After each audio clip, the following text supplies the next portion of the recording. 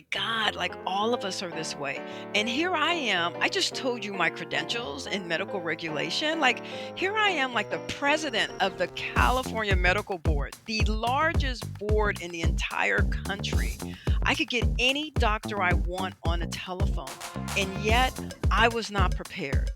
Yet, I go to the doctor every year, get annuals, and not at one point in that, as I'm aging, did my doctor say, well, Denise, you're starting to get into menopause age or perimenopause or whatever to say to me. And these are the things that may pop up for you, right? Menopause has long been shrouded in secrecy, leaving many clueless, ashamed, and embarrassed to seek and extend support for one of the most natural transitions and rite of passage. Well, the spirit and mood have changed.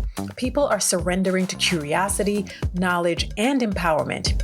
In this podcast, I'll share my own experiences and point of view, peek into the lifestyle and self-care practices of people experiencing menopause, and tap experts for their take on the pausal phase. This is for you if you are one of the millions of people in the menopausal phase or want to support them. I'm Dixie Lincoln Nichols, health and well-being educator and wellness founder. This is the Pause Pod. She is an age enthusiast, longtime community health advocate, and media pioneer. Denise Pines is a trusted resource for women as they pursue midlife wellness. She founded WisePause Wellness, a pro-aging health, education, and workplace training platform, and the Femme Aging Project, which hosts pitch competitions and provides innovators and investors in the health and tech industry sector with research reports addressing innovations specifically designed for women ages 40 plus. She's the co-founder and CEO of Tea Botanics and the inspiration behind Hot Flash Tea. Pines is the president of the Osteopathic Medical Board of California, past president of the Medical Board of California, and serves on the board of the Federation for State Medical Boards. Pines co-founded Women in the Room Productions and is an award-winning filmmaker producing 12 documentaries, including Birthing Justice, which examines the Black maternal health crisis in America. And her next film, The M Factor, opens up the conversation on menopause and releases on PBS October 18th. Denise, welcome to the Pause Pod. Thank you so much for being here. I appreciate you. Thanks for saying yes.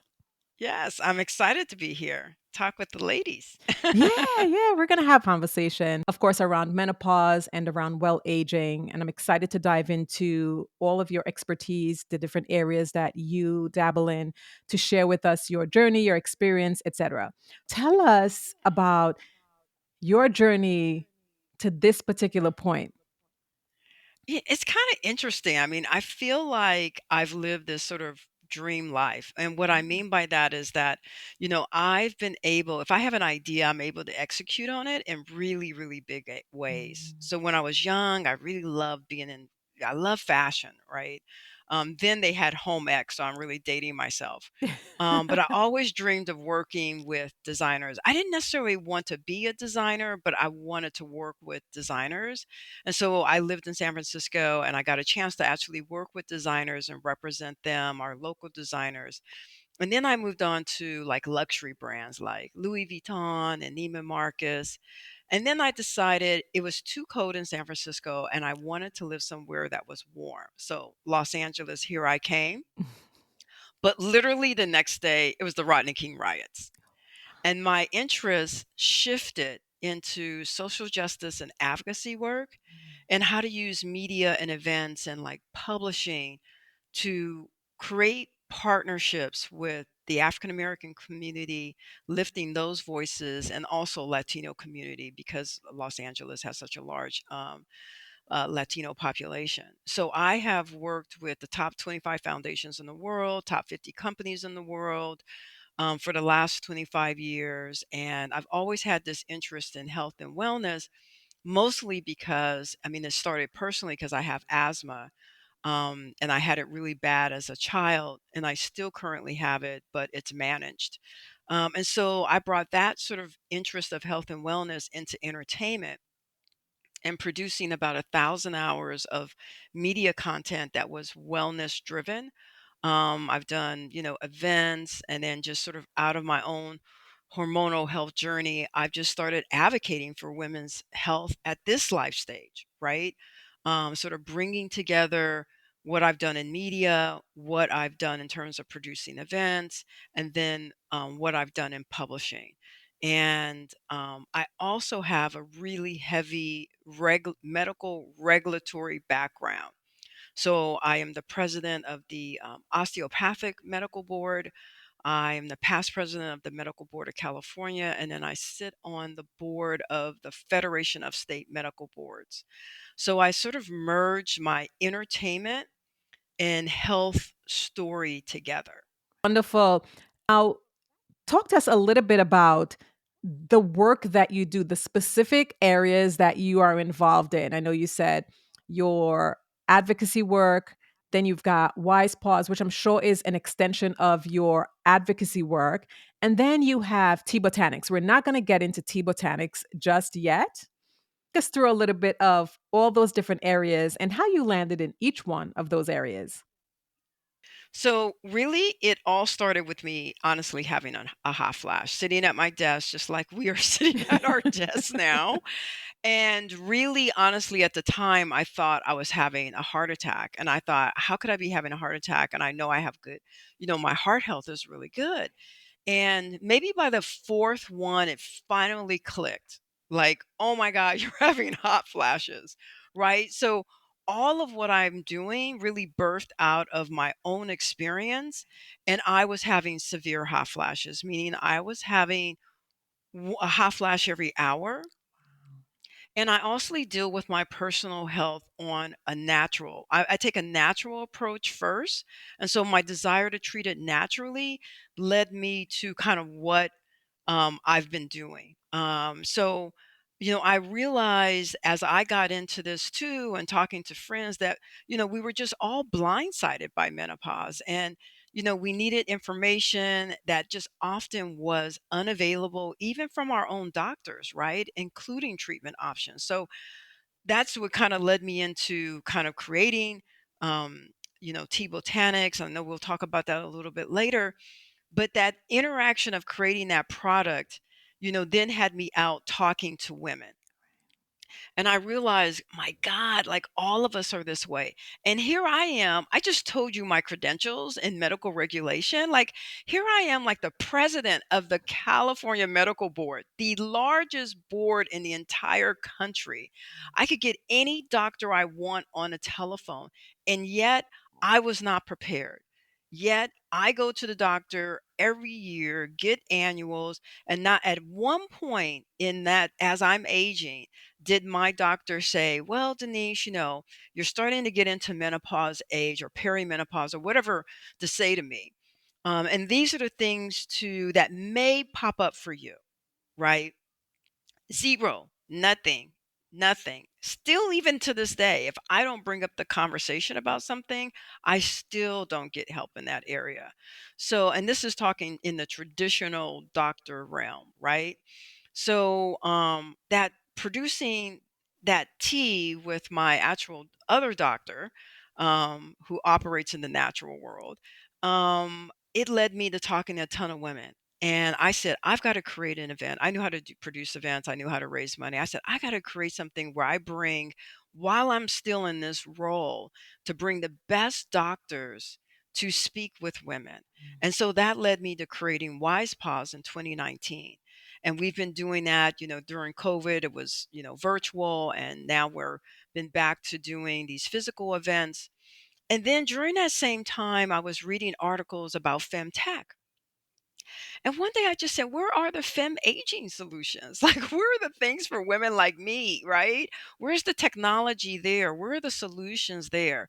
And so I decided to really capture people's attention is to, let's do like a white paper or a research report. So we landed on more of a research report, and then that sort of kind of galvanized itself and really has become kind of a roadmap for innovators to create things that women really want, investors to know what is viable in the marketplace, because this is what women are saying they want, And then for the clinicians to actually work with these innovators so that they actually innovate correctly and don't put stuff out on the market that really isn't going to be utilized or is ineffective in the marketplace. And then we partnered with an organization called Keiretsu Forum, which is one of the largest angel investment networks in the world. And we do pitch competitions. So we've given away about $250,000 in cash and prizes over the last, I think we've been doing that for 3 years now. We've worked with AARP and their Age Tech Collaborative. We've presented our data at CES. That was like all my dream. You know, for everything you do, you have a dream. And so last year we were invited to present this data. It was the first time fem aging data was ever presented at Wow. CES. And it was like, oh, okay, well, I've achieved my dream. It's now over. What else do I do with fem aging? Right. So we actually are launching mid March, we'll be launching a platform called Fem Analytics and Femmaya. And it's to one create a it's part of it is a networking app with sort of platform where people who are looking for more viable products can communicate with people who have the viable products, but also we are data rich. So we Mm. have so much data on aging women. Like you could ask it a question like, I want to know what a 43 symptoms 43-year-old women are having who are indigenous, and it will, pop up what that is. I mean, you can even go narrower into asking them about severity of hot flashes and things like that. So having this data that we've been doing, because we've been doing this research, and we have now two reports. We released one last year, the Fem Aging Health Tech 2023 report, which people can get at femaging.com. um, we have just a so much data. We had to try to figure out what we could, really do with that data. So Mhm. then of course I'm in entertainment, so I have to do a film. Yes. So we have a film called The M Factor, and it's going to air on PBS on October 18th, which is International Menopause Day. Wow, this is a lot. You are immersed fully in the Full well aging on, space, full on. I absolutely full love it. on. And I think what intrigued me most is the data part of it, that you've come out Mhm. with two bodies of data that you Mhm. are now presenting to the world in different Yeah. ways. And Yeah. tell me a little bit more about the data and how each body of data differs, because data is so important. It's one of the things that's missing in the well aging slash menopausal space. We don't have Yeah. enough information and research in order to provide viable, sustainable resources for women. So tell us a little bit, just a tad bit about the data that you've Yeah, collected. it was interesting. Even when I was working with the research firm, they kept trying to correct me and what it Mm, was, the way in which I was asking the questions, and what specifically terms that I was using, which told me just how how antiquated, even in the research,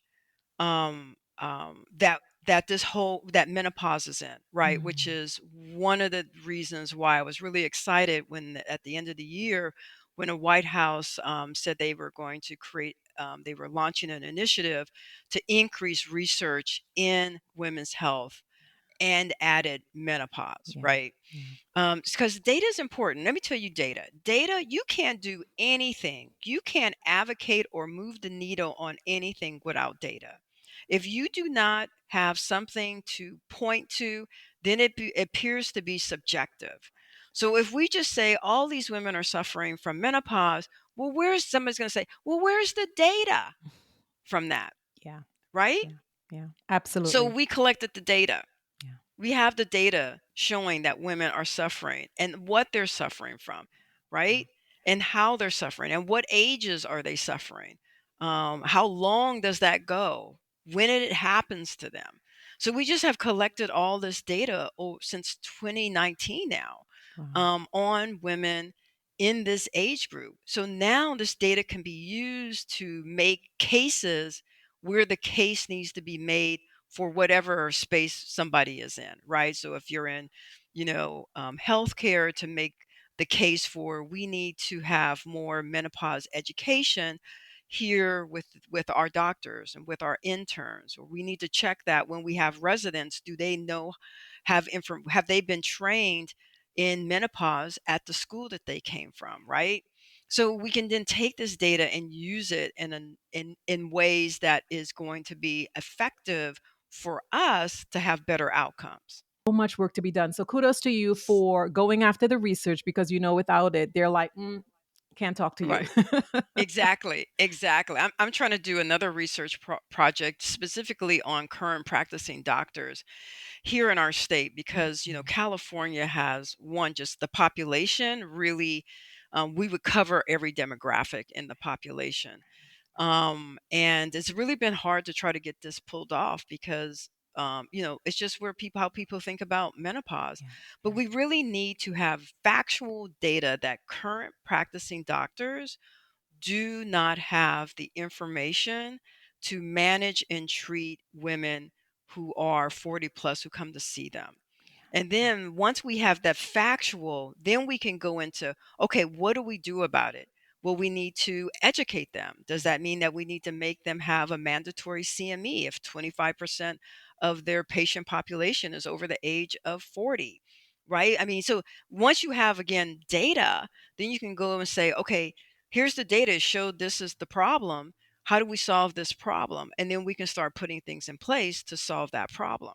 There's already data collected from, it was a report that was a research report that was done in 2017 on residents, right? So residents are coming out of medical school, getting their sort of first engagement into healthcare directly, serving patients.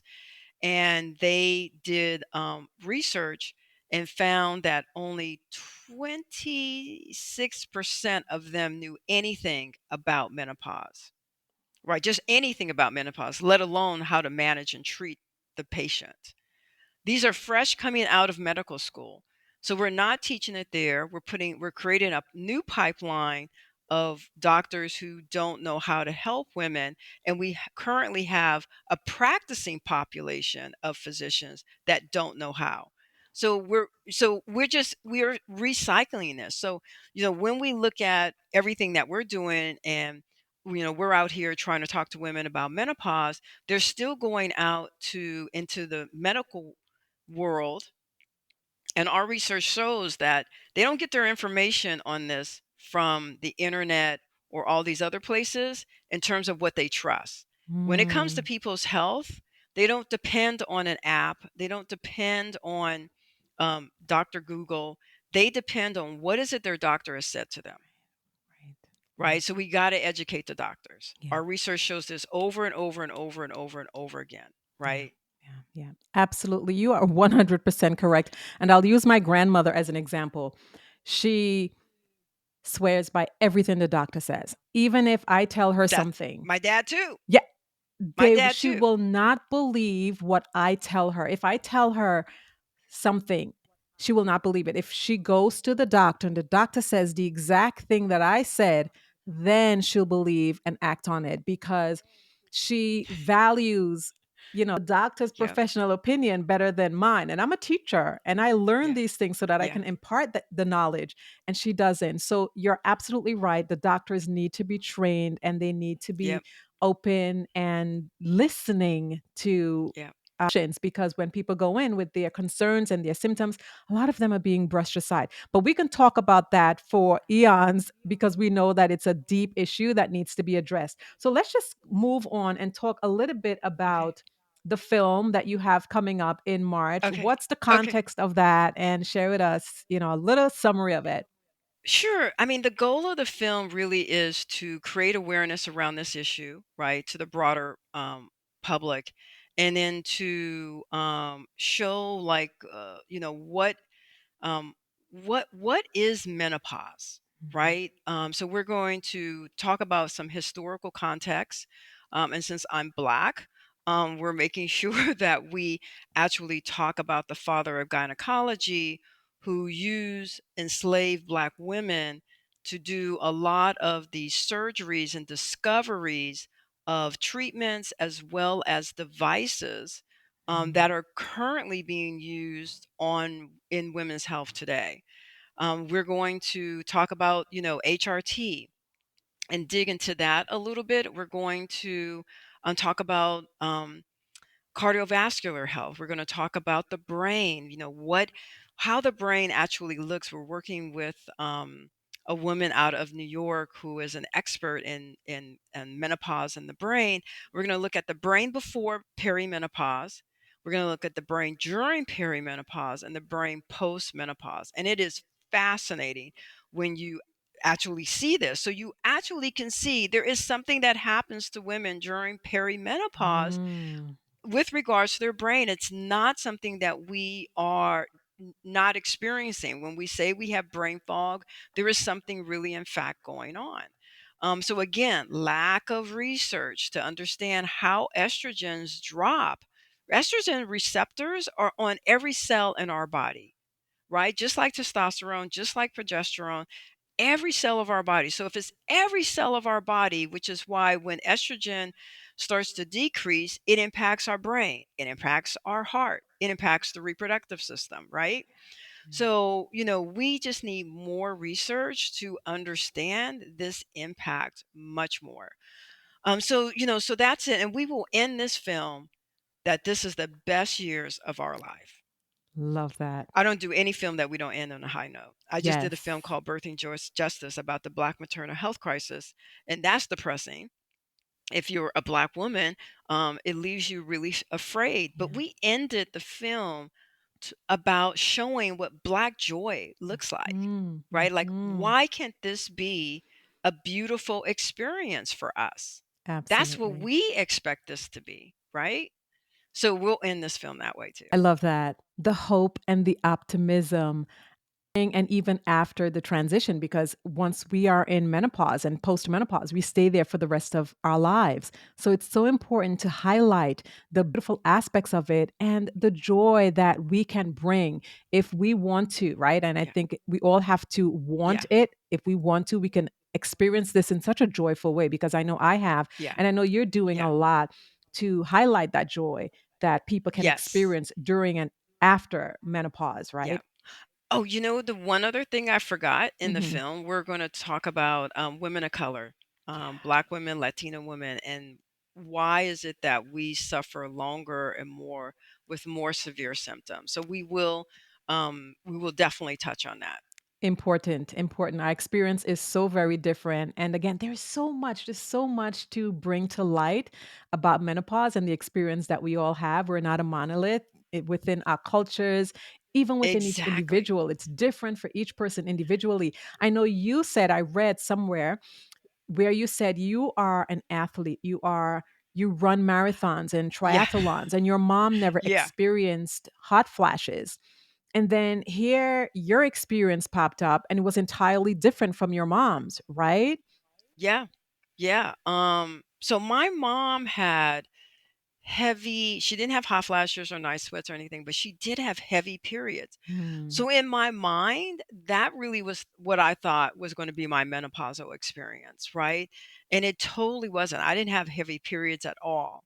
I, had hot flashes, I had night sweats, and then I started getting thinning hair. Mm. And those were not the symptoms or the experience that, my mother had. Always say to women, do not hang on to your mamas, your sisters, your friends' experience. Be open, No. because it's going to hit you how it's going to hit you. And then you have to manage it for you. So forget about what Yeah. everybody else is going through.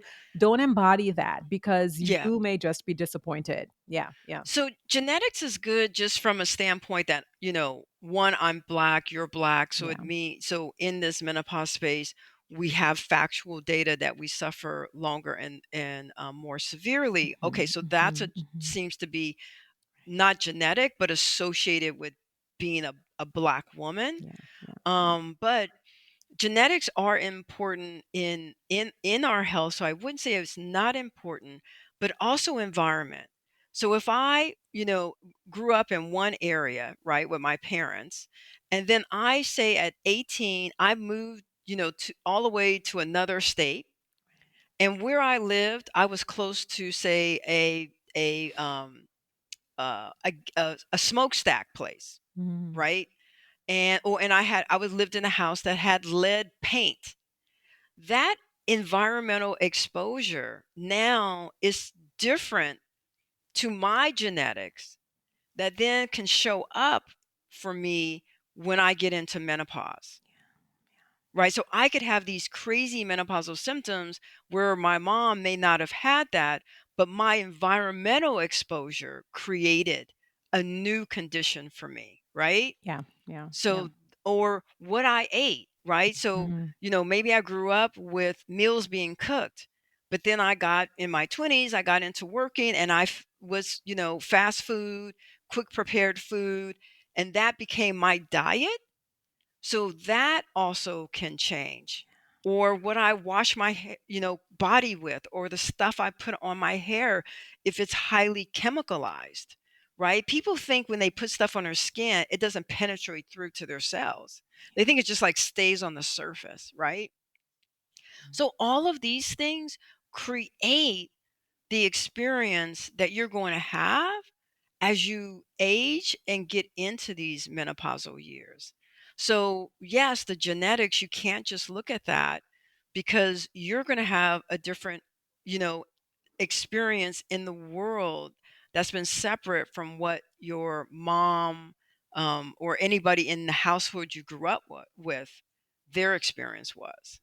And we don't talk Absolutely. about this enough for people to really understand. No, we don't. We don't. And there is something to be said about the allostatic load, that price that we pay for the environment that we live in, whether it's stress, Yes. whether it's the foods that we eat, whether it's the toxic relationships that we encounter, whatever it is, all of these things are having an effect and we are Yeah. paying the price. And so during this menopausal transition for a lot of women of color, Black women, since we know they bear the brunt of the allostatic load, it's no wonder that we experience menopause very differently with much more consequential effects, right? With Mhm. much more Mhm. vasomotor Mhm. symptoms, etc. Mhm. So I think that when people are talking about menopause and they're highlighting their experiences, it's something that people need to keep in the back of their mind. Who am Yes. I and what is my experience in the world? Yeah. In terms of what my outcomes might be like. Okay, great. So let's talk a little bit about the actives in your tea, because hot flash, Uh-oh. phew, oh my God, it was one of the major things that I suffered with. So let's talk a bit about the actives in your tea support hot flashes, because women need support when it comes to hot flashes. It's one of the major complaints that I hear that is frustrating and overwhelming for women. Yeah. So we created this tea obviously out of my own experience and desire to really, you know, treat it naturally, to see if there was a possibility. And so my, business partner who is a doctor had told me a while prior, maybe a few years, that there was a tea that was out of Taiwan that had hormonal properties, and I was like, "Oh, that's nice." Right? Never really thought about it because I wasn't there yet, right? um, so when in fact I actually had these hot flashes, he reminded me he had given me some of it, and if I still had it, to take it. And so I'm a Virgo, so I'm anal. So I'm like, there has to be a correlation, right, to these hot flashes. And so I was recording how many I was having, how long were they lasting, what did I eat, did someone like, make me mad? I was trying to find some kind of correlation to these hot flashes happening. And so then I decided, let me take the tea, right? Because at least I have a barometer, right? I know how often I'm having them, so I can monitor whether or not this stuff is even working. So I drink the tea the first 5 days, and like they reduce by half. And then by the 10th or 11th day, I'm having one to none hot Mm. flashes a day. And so I call him up and go, "What is this?" Right? Mm. And so he tells me a little bit more about what happens to our brain as we get older, and this happens to men too, but there's also a correlation between the estrogen decrease and GABA decrease in our brain. And what our tea does is put back the GABA to slow down that fast decrease in the estrogen in the brain, right? Mm. So that it is um, not as drastic, where our hypothalamus is, which is our control center, is our thermostat basically for our body. So we understand like the complex interplay between the brain, the hormones, nutrition, and the conversion that it has on our organs, and specifically women's body and Mhm. during this menopause life stage. So GABA is really, I call it our mental magic, and we just have learned that the control center and the communication between, the reproductive system and the brain, it communicates with each other, Absolutely. right? It sort of talks to each other. And we just discovered that this GABA also decreases as we age, along with all the other, hormones that we have in our body. And that signal, in the case of women, leads to hot flashes and some other, menopausal indicating signs. So our tea restores it back into your brain. It restores the GABA back every day, every time you drink it. It has a high concentration of GABA. Sometimes people are like, oh, yeah, I've heard of GABA pills. Can't I just take a pill? Well, our potency in our tea is so high, you would have to take something like 20 pills. Nobody's going to take 20 GABA pills. But on our tea, you can get it in one cup of that tea. And it does go through the brain blood barrier. So the reason why it actually works so fast, right? People are like, well, how did it work in like 10 days, Denise? Because it's breaking through the blood brain barrier. Anytime you typically take something orally, it's got to go down the digestive tract, right? And whatever your body is lacking, it pulls from it. So where it's trying to get to may take 45 days or 90 days, which is why you'll hear about other supplements that they'll say 45 to 90 days. They don't have the ability to break through the blood brain barrier. So it means that they can't happen really quick. So Mhm. that's sort of how the tea works. So we've got hot flash tea and night sweat tea and brain fog tea, and also we have happiness tea. Mm. And that's more of a mood regulator. It's more, Got it. and that is not really a menopause tea per se, because young people can drink this tea. This just came out of me just seeing so many young people feeling stressed and thinking, like, how could we create a tea that would help them not feel so anxious the way they're feeling now. And that's also one of my next films is youth mental health. Incredible. And I love how you've addressed all the key areas, especially Uh-oh. the common complaints that women have around menopause: night sweats, the hot flashes, Yeah. the lack of sleep, etc. So, what's next for Tea Botanics in terms of product? What's next? Like, Next one, weight loss. We have a tea that we're going to come out with called Fat Blast. We may change it, but that's it. And then a beauty tea. mm, We found a tea that has this restorative process to collagen and the epidermis, the top layer of the epidermis. So we're going to come out with a beauty tea. So those are kind of what we're looking to come out with, and a tea for men. Men get hot flashes too. I'm not saying they get menopause, and there's some questionability as to whether or not andropause is really a thing for men, because we don't want to compare men to women in terms of what happens. Men have very little estrogen, and when men have a lot of estrogen, you can actually see it. It shows up as boobs, right? mhm, But men have very little estrogen. So they're what causes them to heat up is a little bit different. But we're also looking at a tea that will men are only interested in two things, right? So thermal, we're going yeah. to call it like a thermal control energy. And when they have their energy, they feel more invigorated, Right, right? right, Yeah. right.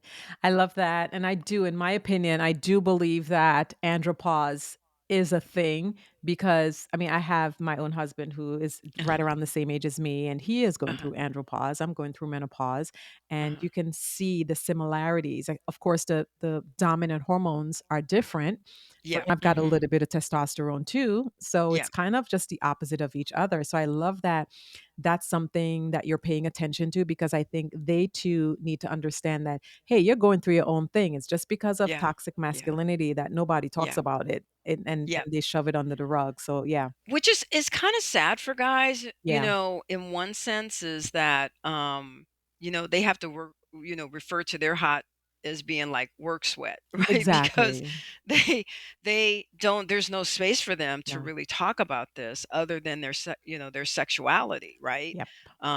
So out everything else they can't. When I exhibit, so there's a I exhibit our teas, one of the biggest conference for natural food people. It's called Expo West, and it's Hmm. here in California, in Southern California.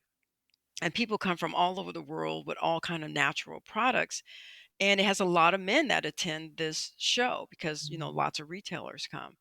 And I always have 40% of the people who come into the booth are men. Hmm. And they're coming in about their wives. But last year we were introducing the brain fog tea. And so many men came and wanted to try it. And it told me men are having brain fog, That's right. but we don't let them have brain fog. Thank you. They can't That's say right. I'm having brain Nope. fog, Nope. Nope. right?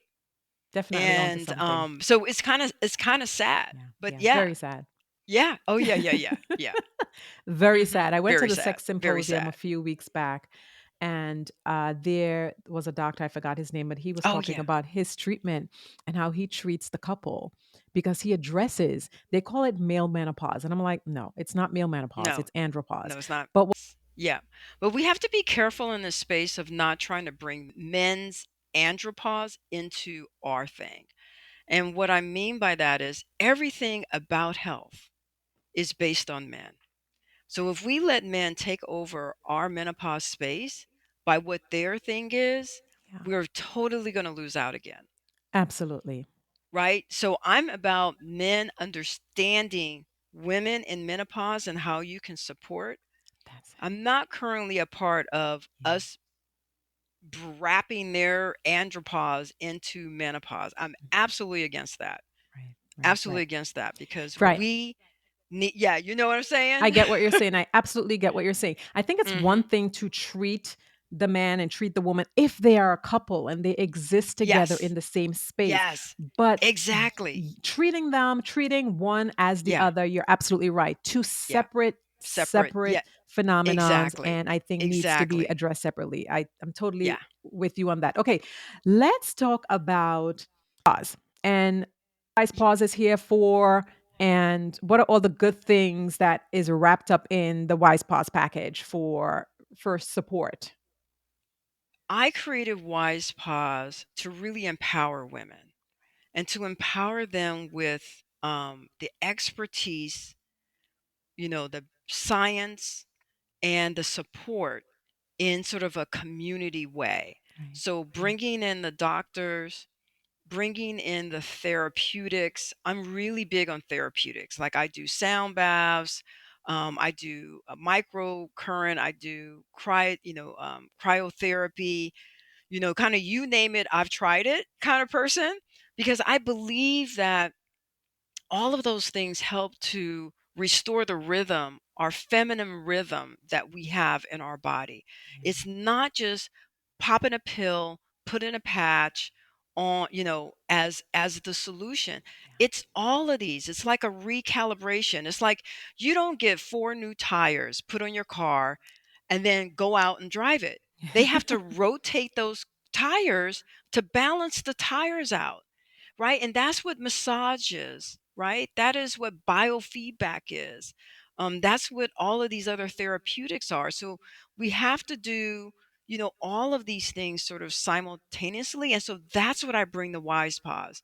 So we have a full day where we talk about A to Z of everything that's going on in continence, sex, um, natural, bioidenticals, hormone replacement therapy, breaking this down so women really understand what's happening, connecting disease states to this. We talk about nutrition, the importance of movement at this time in our lives. We talk about how to dress, right? Right, You know, right. before, you had a flat stomach, you could wear fitted outfits. Well, how can you look fabulous? And in how your body looks today. Yeah, So we just kind of cover everything. We talk about, like, what's down the road. Can we prolong menopause? So we have scientists who are talking about, how they're looking at, rejuvenating the ovaries and all kinds of stuff like that. And then we end with an after party. And I know we Mm. shouldn't have wine, but we have wine. So we end with an after party and food after the event. I mean, we feed women all day long. And then women go outside and we have all the therapeutics. So you can get acupuncture, acupressure, you can get a massage, you can get cryotherapy, you can get microcurrent. Right. All of these things where a lot of women have never ever experienced or even heard about. Mm. So, Wise Pause is just one of the things. Once you come, like, you are coming again. And Mhm. then we get like the crazy goodie bag. It's worth at least $650, just the goodie bag, right?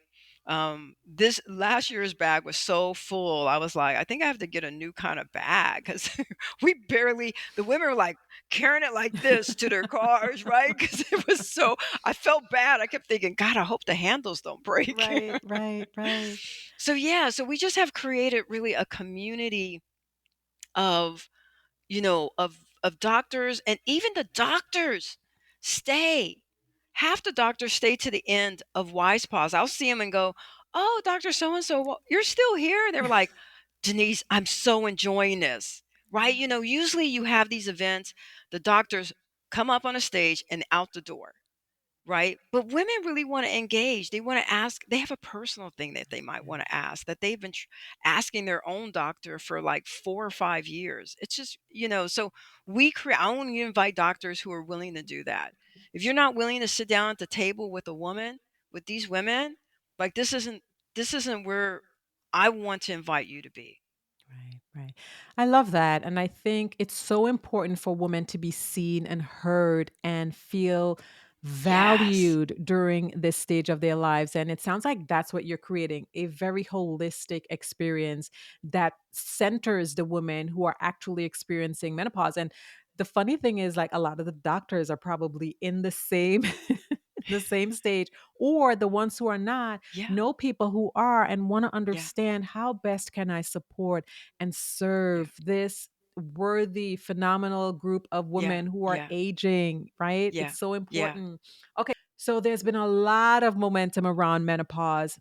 Yeah. People are now beginning to speak up. They are releasing the taboos, releasing the stigmas.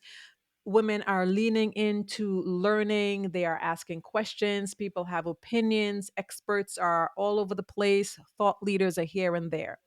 Talk to us about that, your thoughts on that, and where do you want to see menopause go? Yeah, I mean, it's exciting, the momentum. And I think Gen X has been, sort of leading it. I think there's been some early baby boomers, right, who kind of started, who came in, who were vibrant baby boomers, and boom, found themselves in perimenopause and menopause, and was like, what the heck? No, nothing for us. Are you serious? And then boom, Gen X came up behind that going, what? And starting to do something about it because they're a little more connected into technology. But really, I think the kick was when celebrity women start talking about it. Whenever you get celebrities talking about anything, and the first one really that I noticed who talked about it pretty extensively was Gwyneth Paltrow. Mm, And when they have platforms like hers, people listen. And an article or two started to happen.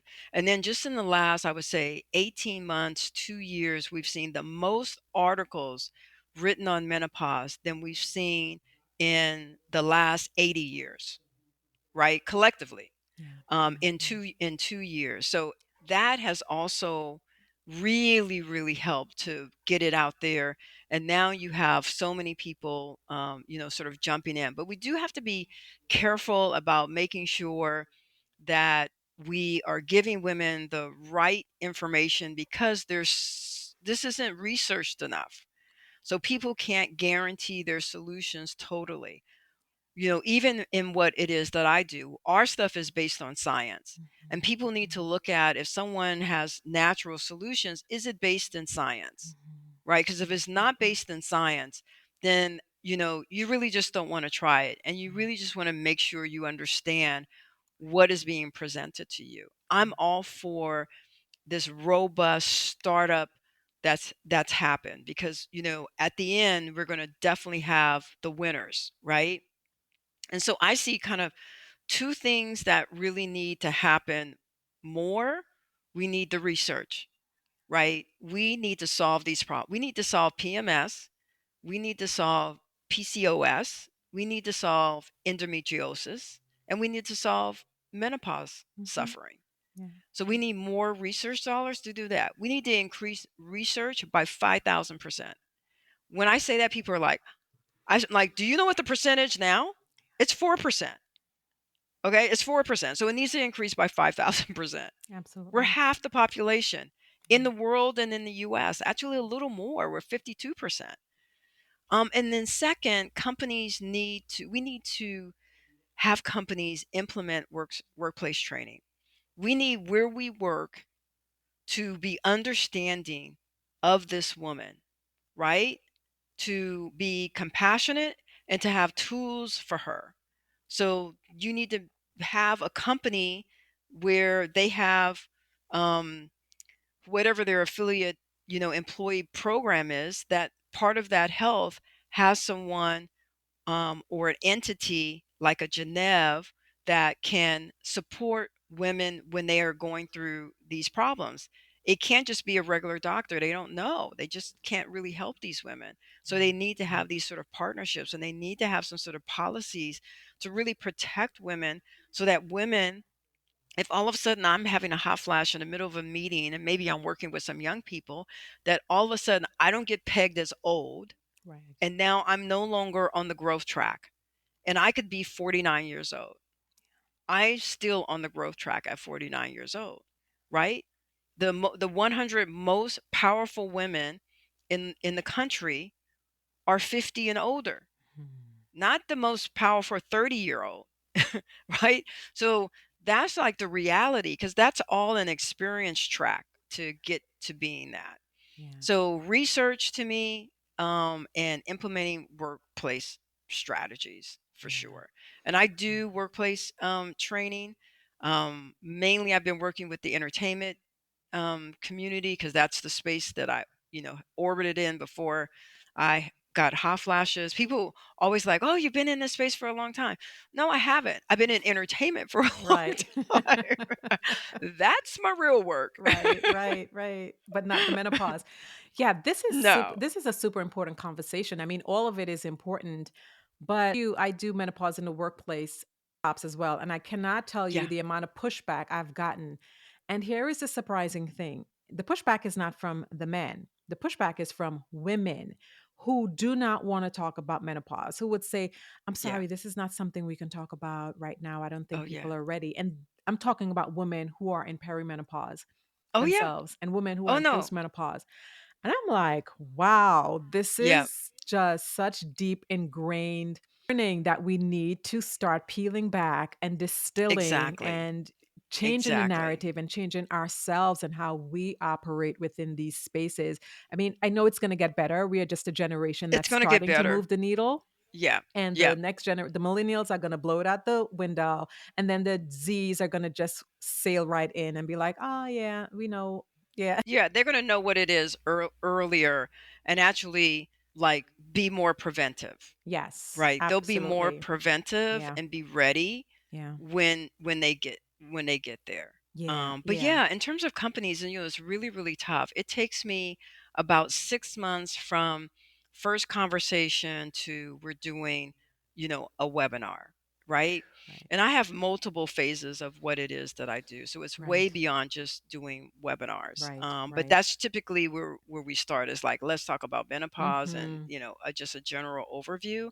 But I think it's approaching people to understand that companies need to retain their most precious asset, and it's their Yes. talent. Yes. Yes. And that young people, in the workplace, my neighbor across the street is an executive at Google, and she was telling me, like, Google made an announcement, they're not, increasing salaries. Microsoft did it too.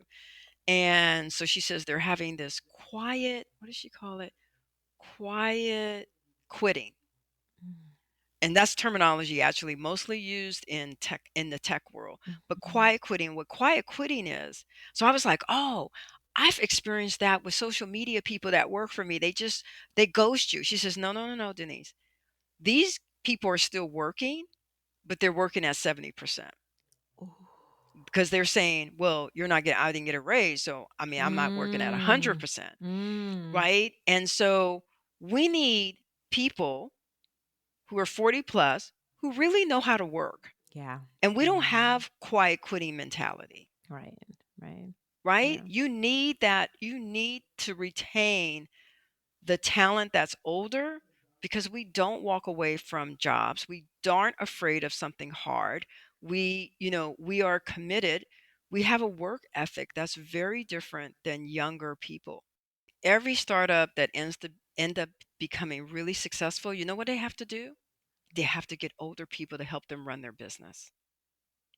Look at every single from Facebook to Microsoft to Apple, every single one of them, they had to go get someone who was 15 years older, maybe 20 years old. Yeah, I think it's complementary, isn't it? Like the older It workers is. complement the younger workers, and it's coming together Absolutely. that's going to really be the most impactful. It But is. having corporations understand this is where the challenge is. So I'm so happy that you're there doing the work because it takes voices being amplified to make the Mhm. change, and it takes Mhm. conversations and talking about the hard things. What are three self-care rituals that you currently practice that supports your well-being? That's a good question. I was thinking about that. Like for me, it's self-care encompasses my mind, my body, and my soul. So in my mind, my morning routine is, I pray, right? I meditate, and then I run. So that's my mind, and then my body is my running, because I love to run and swim and do run, competitions like, I do half marathons and triathlons. And then for my soul, which is sort of the foundation for everything, is really starting with, like, I start with reading my prayers and really asking, God to guide me in this day, Mm, whatever it brings, good, bad, indifferent, and to let me be receptive, mm, right? Let me receptive to the offering of this day, because this is the day that I woke up to. And then everything else is just, asking for blessings for my family and for my friends. And then I love my friends, yeah. and we have a lot of fun. I had a Super Bowl party. I'm not into sports. I have never even gone over to anybody's house to watch the Super Bowl, but the 49ers were in it, being from the San Francisco area. I just decided to do it, one, because my sister-in-law came into town from the East Coast, and she's a sports enthusiast. And before she came out, she's like, "Oh, so where are we going for Super Bowl?" And I was like, I just was planning to work. Right. But I'll turn the TV on. You can you can watch it." And she just kept asking me about this. I was like, and so I just decided, okay, I'm gonna throw a little Super Bowl party and call all of my besties, right, to come over and bring their husbands and stuff. So really, that's the other part of my self-care is, surrounding myself, as much as I can with the people who I know really love me, good or the bad, right? Ups and the downs. So those are really, like, I would say, my self care whole. And in particular, I would say I get a massage. I try to get a massage every month. I try to do a sound bath like at least every 6 weeks. Um, and those are kind of like the real things that sort of kind of keeps the body, the glue on the body. Love it. Take time for self. It's a source of empowerment. Okay, so before you go, Denise, I'd love for you to tell us where we can find you. Remind us when those projects coming up are going to be available, and Yeah. yeah, all that good stuff. Okay, sure. In terms of me, it's just everything of where I'm at. So, wisepause.com Hmm. to find out more information. Our next WisePause is September 21st here in Los Angeles. The Menopause film is going to be on PBS October 18th. So we'll put a lot of information on all of our portals. And then Fem Aging, I think March 19th, we're launching the Fem Analytics and the Fem Maya. And you just go to femaging.com. So those are all my things. Lovely. I'm going to put these up in the show notes. Denise, thank you so much. We could talk forever Thank because there's so you. much to learn from you. I I know. appreciate I appreciate you coming on and sharing. Audience, thank you so much for tuning in, leaning in and You're listening. welcome. Let's perimenopause and prosper. Until next time. Bye. Bye.